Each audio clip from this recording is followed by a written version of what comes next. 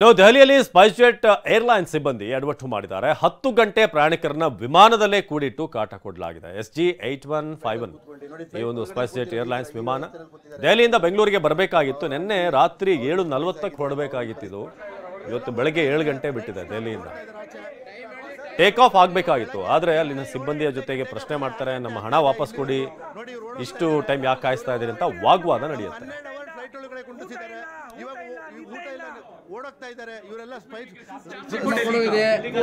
ಇವರೆಲ್ಲ Spice jet staff ಇವರೆಲ್ಲ ಓಡಾಕ್ತಾ ಇದ್ದಾರೆ. ನಮ್ಮ ಸುಮಾರು 100 ಜನ ಕನ್ನಡಿಗರು ನಾವು ಇದ್ರೊಳಗಿದ್ದೀವಿ. ಇವರು ಸ್ಪೈಸ್ ಜೆಟ್ ಅವರು ನಮ್ಮ ಮೇಲೆ ಟೆರರಿಸ್ಟ್ ಆಕ್ಟಿವಿಟೀಸ್ ತರ ಮಾಡ್ತಾ ಇದ್ದಾರೆ.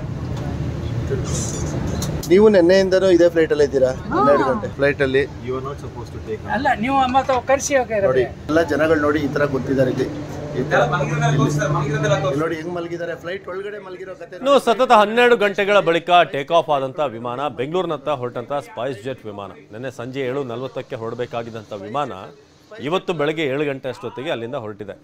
ಅಂದ್ರೆ ಇಡೀ ರಾತ್ರಿ ಏರ್ಪೋರ್ಟಲ್ಲೇ ಇರೋದು, ಫ್ಲೈಟಲ್ಲಿ ಇರೋದು ಅಂತಂದ್ರೆ ಅದರಷ್ಟು ಹಿಂಸೆ ಬೇರೆ ಯಾವುದೂ ಇಲ್ಲ. ರಾತ್ರಿಯಿಂದ ಫ್ಲೈಟ್ನಲ್ಲೇ ಕಾದು ಸುಸ್ತಾಗಿದ್ದಾರೆ. ಒಂದಷ್ಟು ಮಂದಿ ಟ್ಯಾಬ್ಲೆಟ್ ತೆಗೆದುಕೊಳ್ಬೇಕಾಗಿತ್ತು, ಆರೋಗ್ಯ ಸಮಸ್ಯೆ ಇದೆ, ಏನೋ ಎಮರ್ಜೆನ್ಸಿ ಇರುತ್ತೆ, ಬೆಂಗಳೂರಿಗೆ ಬೇಗ ಬರಬೇಕು ಅಂತ ಇರ್ತಾರೆ. ಆದರೆ ಅವ್ರಿಗೆಲ್ಲ ಸಮಸ್ಯೆ ಆಗಿದೆ. ನೋಡಿ ಎಲ್ಲ ನಿನ್ನೆನೆ ಜ್ವರ ಬಂದಿದೆ, ಈಗ ಸ್ವಲ್ಪ ನೀವು ನಿನ್ನೆಯಿಂದನೂ ಇದೇ ಫ್ಲೈಟ್ ಅಲ್ಲಿ ಇದ್ದೀರಾ? 12 ಗಂಟೆ ಫ್ಲೈಟ್ ಅಲ್ಲಿ ಅಲ್ಲ, ನೀವು ಕರ್ಸಿ ನೋಡಿ ಎಲ್ಲ ಜನಗಳು ನೋಡಿ ಈ ತರ ಗೊತ್ತಿದ್ದಾರೆ.